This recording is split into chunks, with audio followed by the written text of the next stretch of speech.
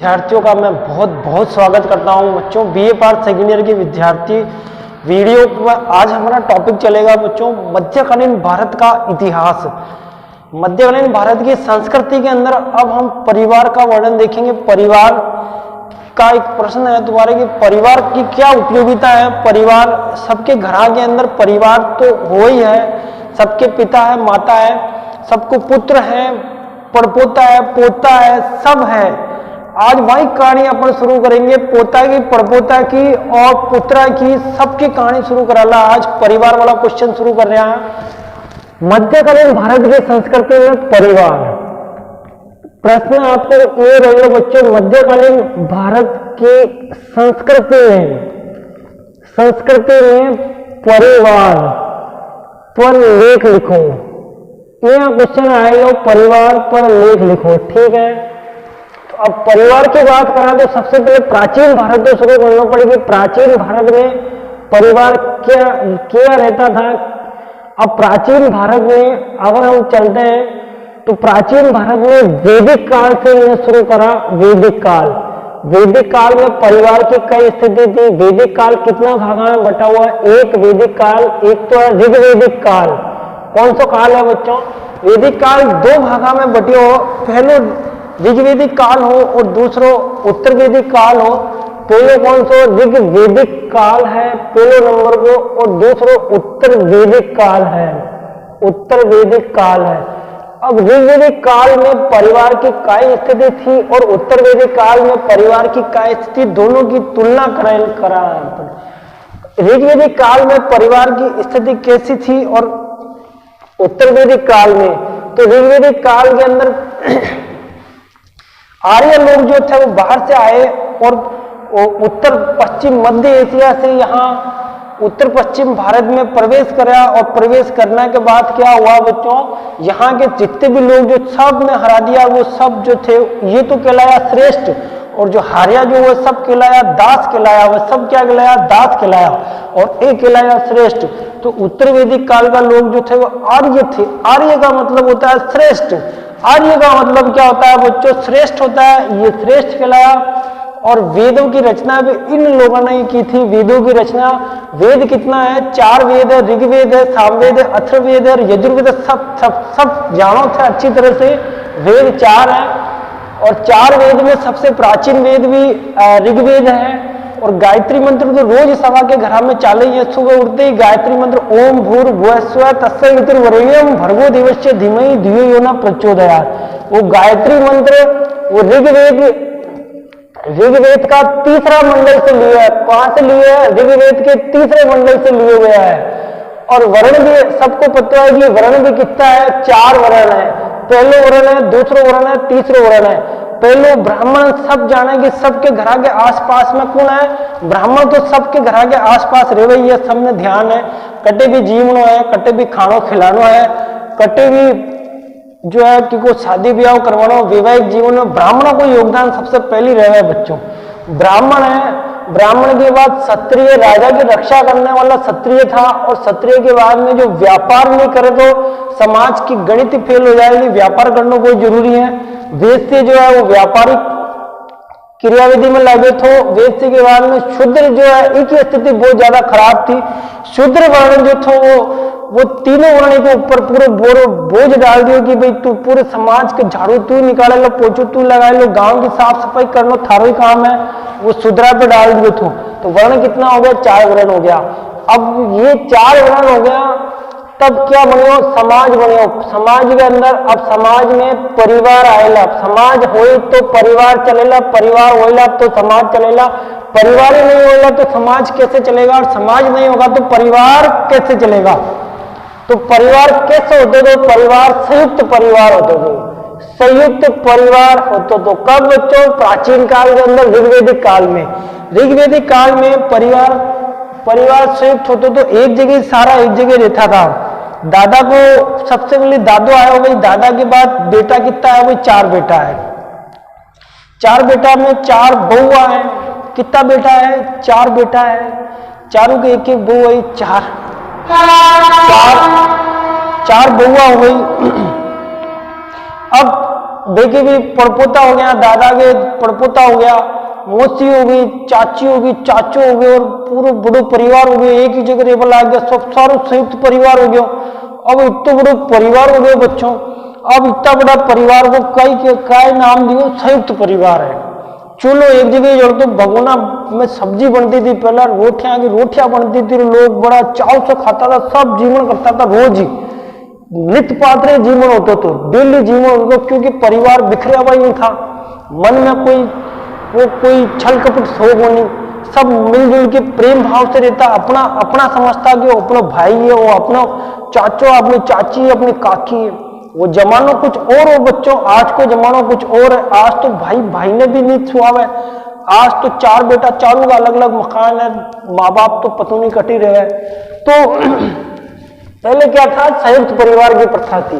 अब उत्तर वैदिक काल में आओ बच्चों, उत्तर वैदिक काल की अगर हम बात करें तो उत्तर वैदिक काल में संयुक्त परिवार जो था, अब संयुक्त परिवार में धीरे धीरे वही जो अभी मैं बात बता रहा था कि जो परिवार जो था वो टूटने लग गया था। अब परिवार में बिखराव, अब प्रतिस्पर्धा जगी थी कि भाई बड़े भाई की भाई थारे पास इतना पैसा, हमारे पास इतना पैसा, इनमें प्रतिस्पर्धा आ गई थी और परिवार अब कई बार टूटने लग गया। परिवार क्या हुए, टूटने लगे थे। संयुक्त परिवार की स्थिति जो है बिखरने लगी थी, परिवार जो है विखंडित होने लगे थे, विकेंद्रीकरण की स्थिति आ गई थी। अब संयुक्त परिवार की जगह एकल परिवार की स्थिति आ गई थी। तो ऋग्वैदिक काल पढ़ लियो हमने, उत्तर वैदिक काल पढ़ लियो, और उत्तर वैदिक काल के बाद में अब ये जो पूरा ऋग्वैदिक काल और ये उत्तर वैदिक काल, अब पूरी व्यवस्था काई थी बच्चों, अब ग्रामीण व्यवस्था थी। अब ग्रामीण व्यवस्था थी, इसमें सभी लोग गांव के लोग रहते थे। कौन से लोग रहते थे बच्चों, गांव के लोग रहते थे। यहाँ पे ग्रामीण व्यवस्था थी। अब धीरे धीरे जन से कई वहां जनपद बन गया बड़ा बड़ा, गंगा नदी, यमुना नदी और सरस्वती नदी, गोदावरी, कई नदियां, कावेरी, बड़ी बड़ी नदियां जो थी, अट बड़ा बड़ा शहर बन गया था, क्योंकि पानी की व्यवस्था हो गई थी। पानी की व्यवस्था हो गई थी, लोहे को आविष्कार हो गया 1000 ईस्वी में। 1000 ईस्वी में लोहे का आविष्कार हो गया था, पानी मिल गया, फसल हो गई, बढ़िया गेहूं हो गई, तो जन से जनपद हो गया, जनपद से ये क्या हो गया, महाजनपद हो गया। महाजनपद यानी 16 महाजनपद हो गया। कितना महाजनपद हो गया, 16 महाजनपद हो गया। और 16 महाजनपदों का उल्लेख किसमें होता है, अंगुत्तर निकाय में होता है बच्चों। किसमें होता है, अंगुत्तर निकाय में होता है। 16 महाजनपदों का किसमें हुआ है, अंगुत्तर निकाय में हुआ है। अब यहाँ महाजनपद बन गया तो अब प्रतिस्पर्धा भी बहुत ज्यादा होगी। अब इतनी प्रतिस्पर्धा होगी कि बस अब अपना अपना मर्जी से अपने राजा की कहना मानना, जो राजा क्या वही करना अपन ने, सब लोग अपने में अलग अलग है सब लोग। तो महाजनपदों की ये स्थिति, महाजनपदों के बाद फिर एक मौर्य साम्राज्य आया, तो जी को राजा कौन है, चंद्रगुप्त मौर्य। अब देखो यहाँ पे बच्चों, अब यहाँ संपत्ति की बात करें तो पुराना टाइम में कहीं होता था कि पिता के जीवन काल में संपत्ति बांट दी जाती थी। पिता के जीवन काल में क्या करता है, संपत्ति को बंटवारा कर देता, भाई आ थारी संपत्ति, आ थारी, और माँ बाप फ्री हो जाता था। आज के जमाने में तो संपत्ति की बात ही मत करो, संपत्ति के नाम पे तो लड़ाई झगड़ा इतना हो रहा है कि बड़ा बड़ा केस चल रहा है जो कभी खत्म ही नहीं हो रहा है। भाई भाई को खून कर रहा है, और भाई जो है वो संपत्ति के लिए पिता को भी खून कर सके, कुछ भी कर सके। संपत्ति पिसो लोगों ने एक ही चीज दी, बस पिसो ही चाह, और कुछ नहीं चाह, बस पिसा के लिए कुछ भी कर दे बस। तो आज को टाइम बहुत अलग टाइम है, पुराना जमाना में ऐसा टाइम को नहीं हो। हालांकि विभाजन जरूर हुए, परिवार भी बिखरे, लेकिन इतनी दुर्दशा तो नहीं हुई थी। अब यहाँ देखो, अब हम परिवार के कर्तव्य देखेंगे कि किस किस का क्या क्या कर्तव्य है। यहां तो हमने प्राचीन बात देख ली कि प्राचीन बात तो ये थी। प्राचीन बात को देखने के बाद अब हम कर्तव्य कौन कौन से हैं इनके। परिवार में सबसे बड़ा कौन है बच्चों, सबसे बड़ा बच्चों कौन है, दादा है। कौन है, दादा है। दादा के बाद में कौन आएंगे, दादा के बेटे हैं, 4 बेटे हैं, 1 है, 2, 3 और 4। अब ये बेटे हो गए, अब इनके बेटों के भी क्या है, पुत्र है, पुत्रियां हो गई है ना, पुत्र पुत्रियां हो गई। और बेटे के पत्नी का ये जो कर्तव्य है, सबका कर्तव्य देखेंगे, दादा का, बेटे का, पुत्र का, पुत्रियों का और पत्नी का। एक एक ना लोग बोले सबसे पहले दादा को कोई कर्तव्य है। परिवार में सबसे बड़ा कौन है? दादो। परिवार में, परिवार तो अब तो परिवार बिखरा है, पहले सब परिवार एक जगह रहता। तो पहले की बात ही बता रही हूं मैं बच्चों। पहले सब जो 4 बेटा वगैरह सब एक संयुक्त परिवार में रहता था। तो कई भी काम हो तो कटे गांव के अंदर, और कई गांव में जाता कटे, या घर को परचूरी सामान लेकर आना हो तो मार्केट हो, तो सबसे पहले दादा के पास में जाता है कि दादाजी आज गेहूं घर में खत्म हुआ है, आज जो है तिल्ली को तेल खत्म हुआ, मूंगफली को तेल खत्म हो गया, आज परचूरी सामान लेना मैंने मार्केट में जाना है। अब बेटे ने वो दादा के पास में आता, तो दादो के तो ठीक है बेटा, कई तू मैंने पहले पर्ची में लिखा, कई चीज ले रहा है। पर्ची में लिखा था भाई इतना जो है भाई गेहूं तो जो है वही धान तो खेतों में ही हो जावे, तेल लेकर आना, इतो सब्जी लानी, इतनी चावल लाना 5 किलो, और मूंग की और जो है मोगर की दाल लानी है 5 किलो, और इसके अलावा जो और भी धनिया वगैरह छोटी मोटी जो खेता में नहीं होगा वह सब्जियां, हरी भरी सब्जियां लेके आनी है। तो सबसे पहले के पास, दादा के पास जाते, बेटों के पास जा रहे हो बच्चों, दादा के पास में जाते हो। तो का कुछ भी, अब ये परिवार में एक काम है, फिर दूसरों कि कभी कोई आस पड़ोस में सम्मेलन है, कोई शादी है, कोई वैवाहिक सम्मेलन है, तो दादा ने पूछता रहा भैया चालना में नहीं चालना, कि हाँ भाई चालना तो है ही है, क्योंकि ये तो अपना पड़ोसी है सब, पड़ोसिया के नहीं जाओ तो अपना पुण्य आई, आप जावा यदि तो अपना आई दे, चलो फिर वो पड़ोसिया के जिम पर गया, फिर जो छोटी मोटी रस्म पूरी करनी हो पूरी करता। तो यहाँ बेटा और दादा ये दोनों, कोई भी काम हो तो दादा का कर्तव्य होता था। दादा के बाद में पिता, जो परिवार का मुखिया पिता, दादा नहीं होते तो पिता है, अब दादे नहीं हो तो जो काम दादे करते वो पिता करते। पिता को गृहपति भी कहता, कई कहता गृहपति भी कहता, कि गृहपति कौन है? पिता गृहपति है, कि पिता ही सब कुछ है। परिवार के सदस्यों की देखरेख कौन करेगा? पिता करेगा, ठीक है, पिता करेगा। परिवार के सदस्यों में पिता को असीमित अधिकार दिए गए, पिता के पास में सारा अधिकार पिता के पास में ही होगा। आज भी अपना कोई भी अपना पेन चाहे, कॉपी चाहे, किताब चाहे, वस्तु चाहे, कुछ भी चाहे, तो हम पिताजी के पास में जाते हैं, पिताजी मुझे यह चीज चाहिए ताकि मैं अच्छे से पढ़ाई कर सकूं। मैंने किताब चाहे, मैंने कॉपी चाहे, मैंने पेन चाहे, मैंने बैग चाहे, मैंने उस कॉलेज में एडमिशन चाहे, मैंने उसमें एडमिशन चाहे, मुझे यूनिवर्सिटीज में, तो सब पिताजी करते हैं। कौन है? हमारे पिताजी। पिताजी जो गृहपति है, पिताजी के पास में सारे अधिकार होते हैं। अब पिताजी मनुस्मृति के अंदर माता पिता के जीवित रहते ही संपत्ति का बंटवारा नहीं हो सकता है।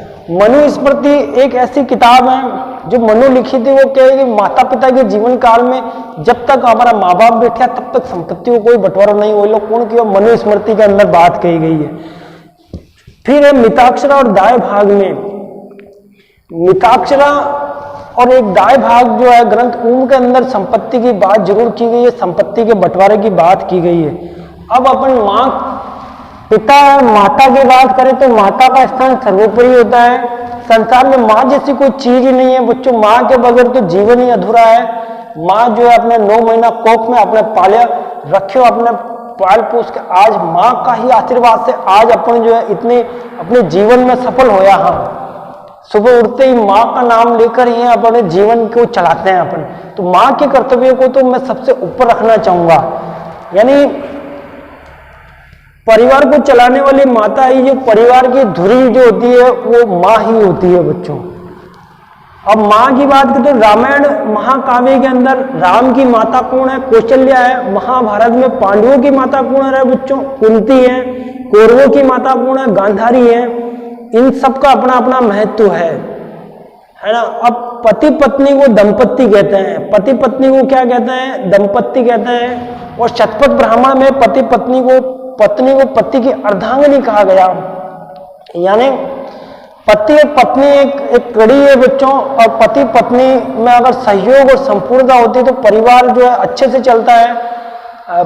पति की सेवा करने, पत्नी का काम होता है, पत्नी अपने बच्चों की, पति की सबको ध्यान रखती है, पत्नी जो पूरे घर को संभालती है और उसको सर्वोच्चता के शिखर पर ले जाने वाली कौन है? पत्नी है। अब पत्नी, पति पत्नी के बाद में अब पुत्र का नंबर आता है। किसका नंबर आता है? पुत्र का। कि पुत्र का क्या कर्तव्य है? प्राचीन काल में आश्रम कितने? 4 आश्रम। हाँ, कितना आश्रम है? 4 आश्रम। 4 पहले कौन सा हो बच्चों? ब्रह्मचर्य आश्रम हो, ठीक है। दूसरा कौन सा आश्रम हो? ब्रह्मचर्य के बाद में गृहस्थ आश्रम हो। तीसरा आश्रम कौन सा हो? वानप्रस्थ आश्रम हो। और चौथा आश्रम कौन सा हो? संन्यास आश्रम हो। तो कई होता है कि पुत्र जब जन्म लेते तो सबसे पहले माँ उसको गुरु के पास लेकर जाती थी, वो उपनयन संस्कार कहलाता। कौन सा संस्कार कहलाता?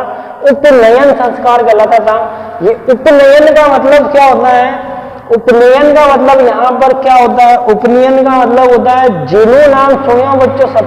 जेनु गला के अंदर एक सफेद धागू होता है, जो आप देखो कोई शादी ब्याह के अंदर कोई वैवाहिक सम्मेलन में वो जेनु पहनाते थे, उनको एक धागा गले में डाल देते थे और उसको पूरा पंडित बना दिया उन्होंने कि तुम पूरा पंडित है। आज से छोटा सा टाबर के वो पूरे को पूरा जेनु पहना पूरा जेनु पहना के क्या करते? वो जेनु पहना बिना गुरु के पास में ले जाता है। गुरु ने कहता भाई अब इन्हें तो वेदा को ज्ञान करा, वैदिक मंत्र पूरा याद करा, थारी जिम्मेदारी है। और उन्हें गुरु ने वो सौंप देता था। कौन? जेनु जो पहना के उनको सौंप दिया जाता था। इसको उपनयन संस्कार कहते थे। इसको क्या कहते थे? उपनयन संस्कार कहते थे। अब गुरु के पास में वो 25 वर्ष तक गुरु की सेवा ही करते रहे लोग। गुरु की 25 वर्ष तक गुरु की सेवा करना उस बच्चे का कर्तव्य है। वो ब्रह्मचर्य का जीवन जिएगा, वो संगीत नहीं सुनेगा, वो नाच गाना नहीं करेगा। वो बच्चा जो है दिन में एक बार ही भोजन करेगा। वो बच्चा के अंदर अहंकार, अगर अहंकार आएगा तो अहंकार का त्याग करवा के लिए उन्हें भिक्षा वर्ती करनी पड़ेगी। घर घर जाके भिक्षान देव भिक्षा मांगेगा, उससे उसका अहंकार का त्याग हो जाएगा उसका सॉरी।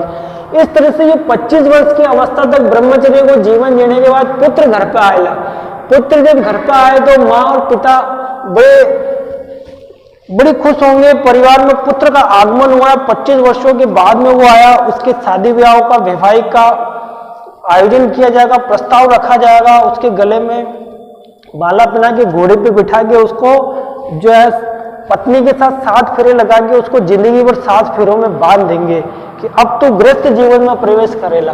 किसमें? गृहस्थ जीवन में। तो सेकंड नंबर को कौन सा है? गृहस्थ जीवन। 4 आश्रमों का आधार किसको माना है? गृहस्थ आश्रम को। IAS में, RS में और बच्चों कई कंपटीशन में क्वेश्चन पूछ लिए गए हैं कि चारों आश्रमों को जो कड़ी है सॉरी, जो आधार है वो कई है, वो गृहस्थ आश्रम है। वो क्या है? गृहस्थ आश्रम। अब गृहस्थ आश्रम में परिवार की सेवा करने के बाद वो वानप्रस्थ आश्रम में जंगलों में जाएगा। जाए नहीं जाए वो बात की बात है, लेकिन नियम कायदे से वो वानप्रस्थ वनों में भटकेगा, परमात्मा की खोज करे लो। फिर वो संन्यास आश्रम में परमात्मा उन्हें मिले लो तो परमात्मा में लीन हो जाए लो। मोक्ष की, मुक्ति की प्राप्ति कहाँ? संन्यास आश्रम में 100 साल को जीवन पूर्ण हो जाए लो। तो ये 4 आश्रम में रहते हुए पुत्र अपना कर्तव्य का निर्वाह करेगा। पिता का, अपना पिता जो है पितृ ऋण से मुक्ति पाएगा, देव ऋण से मुक्ति पाएगा। अपने गुरु जो जिससे ज्ञान प्राप्त करियो विसे मुक्ति पाए लो। तो परिवार वाला टॉपिक में बच्चों मैंने आपको बहुत कुछ बताया मैंने आज। और अब मैं नेक्स्ट वीडियो में कल हम मिलेंगे वापस। आज के लिए इतना ही काफी है। Okay, thank you very much बच्चों।